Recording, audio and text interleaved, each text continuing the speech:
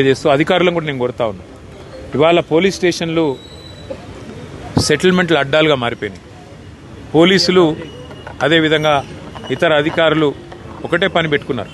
కాంగ్రెస్ నాయకులు ఏం చెప్తే అది చేయాలా అన్నట్టుగా విచ్చలవిడితనం ప్రదర్శిస్తూ ఉన్నారు. ఇది మంచిది కాదు. రాజకీయాల్లో గెలుస్తాము ఓడతాం. మేము కూడా 10 ఏళ్ళ అధికారంలో ఉన్నాం. కానీ గింత లేకి పనులు గింత చిల్లర పనులు ఎన్నడూ కూడా చేయలేదు.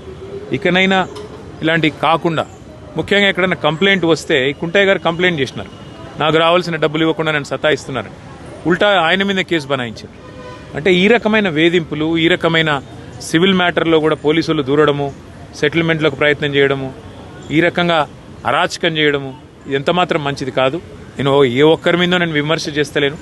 ఇది ఈ రోజు కుంటయ్య గారికి జరిగింది, రేపు ఇంకోరికి జరగవచ్చు. కాబట్టి ఇది మంచిది కాదు. దయచేసి కంట్రోల్ చేసే ప్రయత్నం చేయాలని చెప్పి కూడా నేను ఈ రాష్ట్ర ప్రభుత్వాన్ని కూడా కోరుతా ఉన్నా. కానీ ఆ కుటుంబానికి మాత్రం ఇవాళ ఇంతకంటే ఎక్కువ రాజకీయం నేను మాట్లాడను. ఆ